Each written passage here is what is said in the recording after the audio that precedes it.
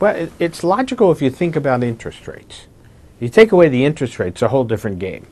But the interest rates around the world are low, low, low. And the central banks keep saying we're going to keep doing this and we're going to print more money and we're going to create more reserves and we're the only game in town. And when you take interest rates so low, all asset prices rise. Real estate, we're getting a recovery, stocks, precious metals, art, you name it, if it has a price attached to it, it's got an upward bias, and that includes the stock market. But are stocks overvalued? If you look at earnings, revenue growth. I hear this all the time. Look at the PEs. With slow growth economy, where are the earnings going to come from? Valid questions. But when you ask them, do you ask them in the context of an interest rate that's zero? There's a thing we call the equity risk premium. It's a very conventional, acceptable way to value stocks. If the interest rate is zero, the equity risk premium is infinity. It means you could buy stocks forever. Now we know you can't do that. But that low interest rate distorts traditional valuations. The second piece is we're going to have it for a while longer. So fighting it doesn't work.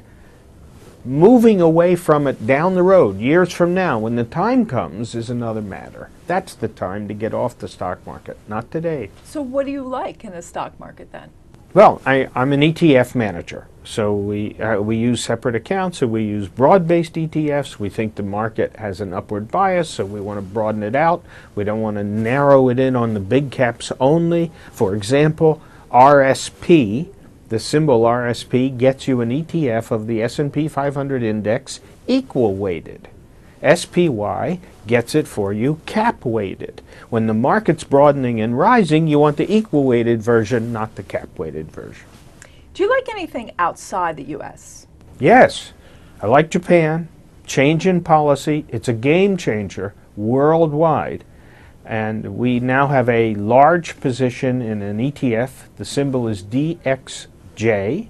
It's a wisdom tree ETF that is hedged for the currency weakness and gets you into the Japanese stock market. Rising stock market in local currency terms, translated without the currency risk, and we're very excited. It's been a great position so far. Anything else interest you on the equity side? On the equity side, well, the energy sector is now a question because we've had a great play. Gasoline prices may be peaking. So in the short run, it may pull back. In the long run, the exploration, pipeline, development, energy sector in the United States is a winner.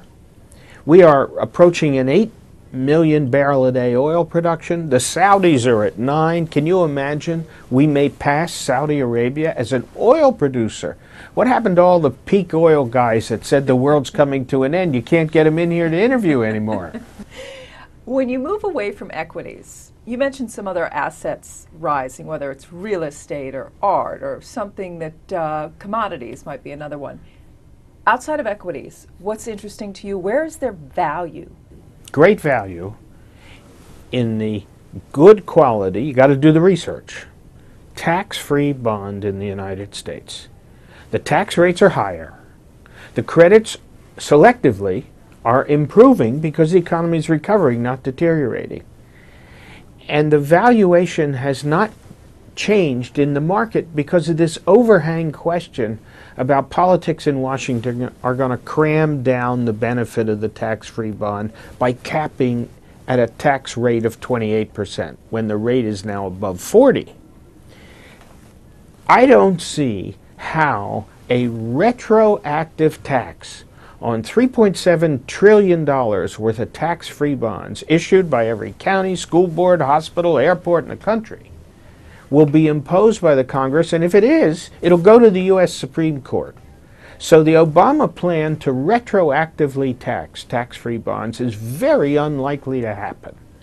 That means every tax-free bond in existence is cheap unless that law passes. And if it doesn't pass, they will all soar in value.